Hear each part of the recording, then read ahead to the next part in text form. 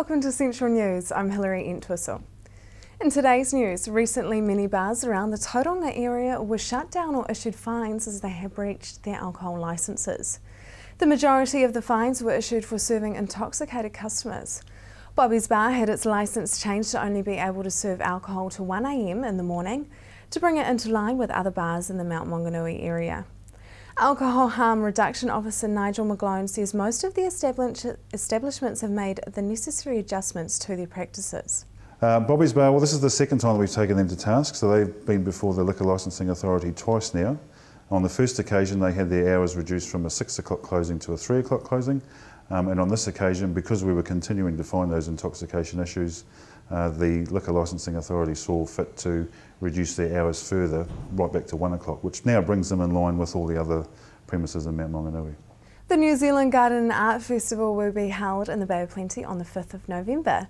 The festival showcases some of the region's best garden and local artists. Festival Director John Beach says the Bay of Plenty has always been a good tropical climate for gardening. In the bountiful Bay of Plenty, we have an amazing weather climate here. The gardens are spectacular. I think we're really unique in the way where some of the gardens are subtropical.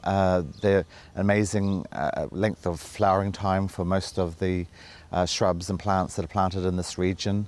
It was named the Bay of Plenty, I think, for the types of soil it has. I think a lot of gardeners who garden here in the Bay of Plenty would be the first to tell you that it is an amazing area to garden and to celebrate gardening. Bay of Plenty Regional Council marked the anniversary of the grounding of the rena last week with a luncheon to acknowledge those who helped in the disaster. Chairman of the council, John Cronin, says he believes the disaster does have a positive as a closer community has emerged from the disaster. We have the rest of the country had the World Cup that defined New Zealand. Probably for the Bay of Plenty people, the rena disaster defined the people a new way and recognised that the people of the Bay of Plenty came out in their droves to work together, and that community spirit has remained, particularly between the rest of the community and iwi. How was the council involved in the initial clean-up? Well, I think nearly over a third of our staff, it might be nearly 2/3 actually, of our staff were involved immediately, seconded into rena duties of the first days. We have responsibility through navigation and safety anyway, so our harbour master was one of the first on the boats. Our team were down helping out immediately. Our CEOs involved continuously with the rena recovery.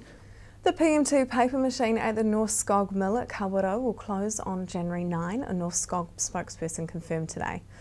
The closure of one of the mill's newsprint machines, which produces 145,000 tonnes of 685 centimetres of newsprint and improved newsprint each year, will halve the production of the mill. The mill employs 290 staff, and the closure is likely to result in layoffs, although the mill will not disclose how many people will lose their jobs.